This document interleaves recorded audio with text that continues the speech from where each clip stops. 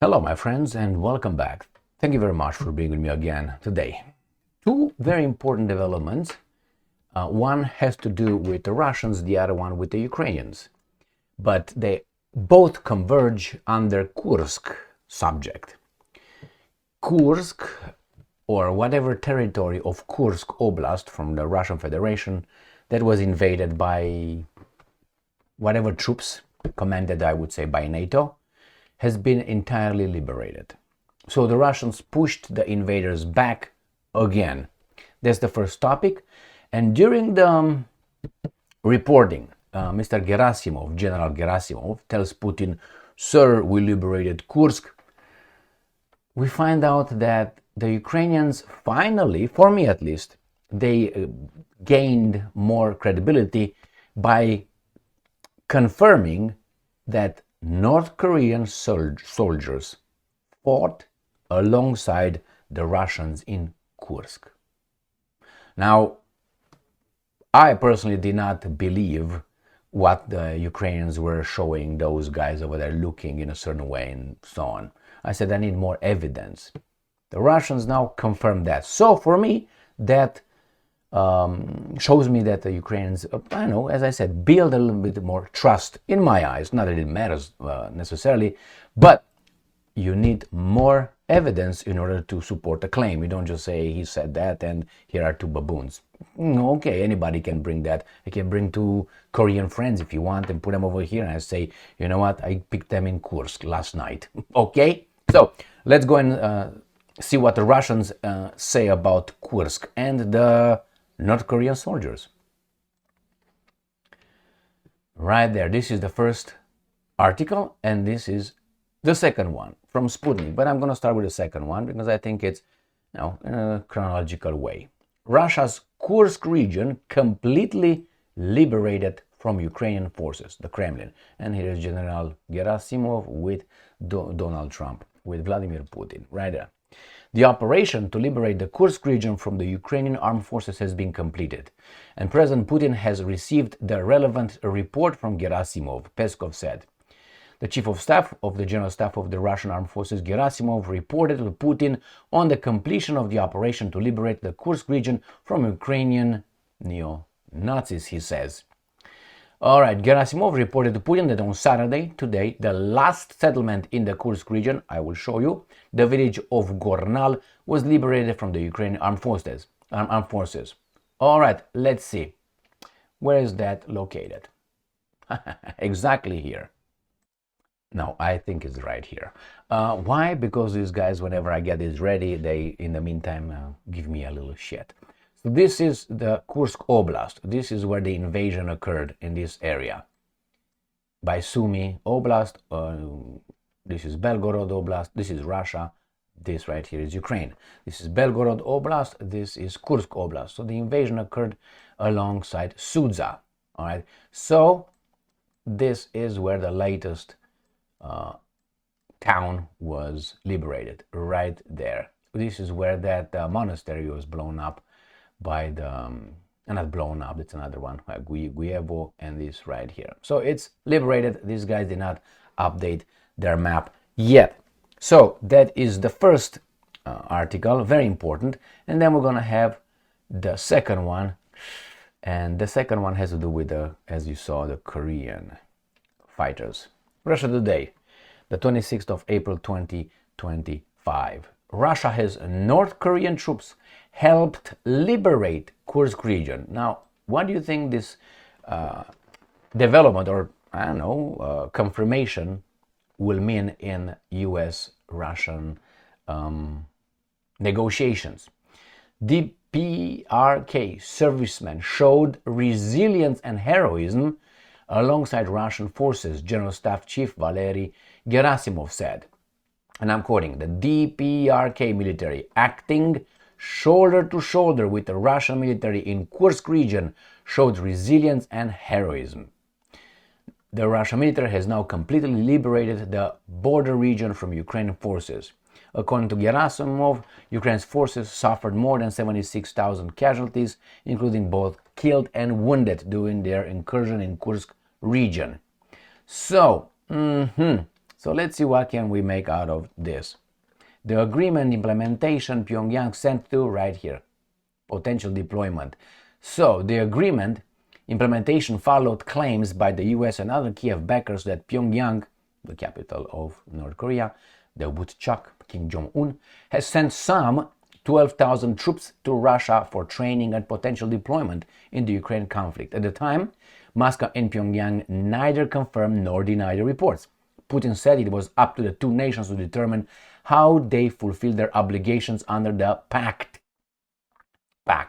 So, commenting on Gerasimov's prize of North Korean involvement, Russian Foreign Ministry spokeswoman Maria Zakharova wrote on Telegram that Russia will never forget our friends. So that is a hint to the Americans back off from Korea Peninsula, at least from against Mr. Woodchuck. So it's a historic win for North Koreans, for the Woodchuck, for Kim Jong-un. Now, the North Koreans did not fight in Ukraine, as the other guys claimed. The other guys claims, if I remember, that North Koreans are fighting in Ukraine in other fronts, Pokrovsk, Toretsk, that area, if I remember correctly. Maybe not Pokrovsk, but I think it was Toretsk, where they said they are deployed over there and so on. Now, that tells the Americans this: you are late. We started lunch about 2 years ago.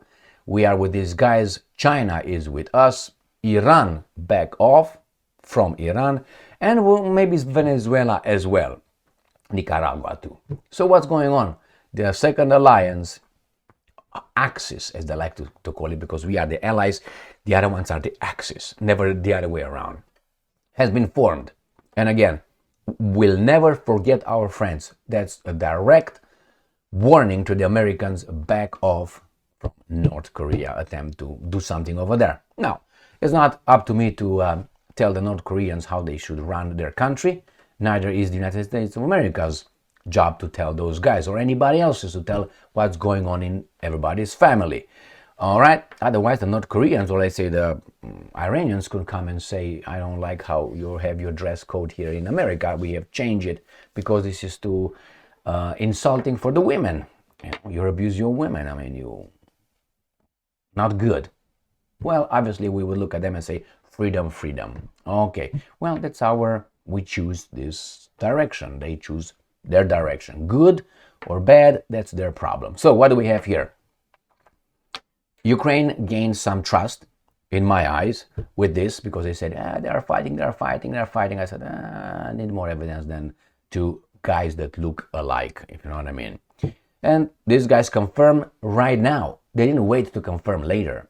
Right now, that tells me that Trump and Putin are way ahead with their peace process. That is, this kind of piece of information will not change anything. And on the other hand, this guy is going to say, well, under the obligations, under the treaty that we signed, they came and helped. What do you want?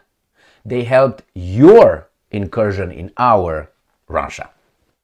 They're not fighting against the Ukrainians in Ukraine, the Russians say. They fought in Kursk. Back the fuck off. What do you want? Now you can say, well, under the same thing, then maybe the Brits can come and fight in Ukraine against the Russians. Well, if you have such a treaty, then yeah, you can do that. The problem is Ukraine was supposed to be neutral. And who broke the neutrality? I tell you who broke it. First verbally and then physically. You know what I mean physically? Okay. The first one is when George W. Bush in 2008, in NATO summit in Bucharest, claimed one day Georgia, the country of Georgia, not Mr. Ray Charles, Georgia, the country of Georgia, Saakashvili, and Mr. Djugashvili's country. Djugashvili, is Stalin, the man of steel. He was Georgian. They said one day Georgia and Ukraine will join NATO. And Putin was in Bucharest and said, yeah, okay, let's get arming. All right, so that's what it was. And then actively in 2014, with the overthrow of a legitimate, democratically elected government in Kiev, with the help of the democratic countries, who immediately recognized the traitors. Traitor is a person who works for outside interests against his own nation and overthrow a legitimate institution, state institution, which is the president, the Rada, whatever was in Ukraine. So you're a traitor if you work with outside to destroy these guys, which was Ukraine at that time. That was the legitimate government, recognized, United Nations, everybody. So who did that was not, they didn't work within the system. So that destroyed Ukraine's neutrality. So when you hear that the Russians invaded and they took Crimea and all that is a consequence of 2000. Actually, let's go to 1991 expansion of NATO. When you say, we're not going to expand any NATO towards you, Russians. Just sit tight and die over there. We're going to come and bury you. And they did until 2000, actually 31st of December 1999, when Putin was took over. Let's put it this way. I don't think it was Yeltsin who said, I think I'm going to have Putin save the country because I'm tired. I don't think that's what happened. I think Putin said, we can't let this guy, he destroys our country. Hey, you got to appoint me. Oh, yeah, give me that glass. That's how I think it was. Putin and the intelligence community in Russia, including the military, orchestrated a coup d'etat in Russia in December 1999. Since then, Russia went up economically, militarily, and everything else, culturally. And these guys don't like it a bit. So, North Korean troops fought. The Ukrainians had some hints. Good. Nobody, I think, denied that the North Korean troops were in Russia. I personally did not. How should I put it? I'm not making my mea culpa here. I don't work on one piece of information. I always have, how do you call it? I'm skeptical. I need at least 2 or 3 sources independent from one another to confirm something. And I still leave 1% chance it's not even like that. Because I don't know the connections between the sources all the way. So even if tomorrow the Iranians, the North Koreans and the Americans come together and give me the same, even though the interest might be looking Americans, North Korean and Iranians, I still have to find for more. And always more information is available. So, yep, they fought in Kursk only. And Kursk is liberated. Now what are they going to do? Thank you very much for being with me again today. Stay strong, stay smart, look for the truth and be just.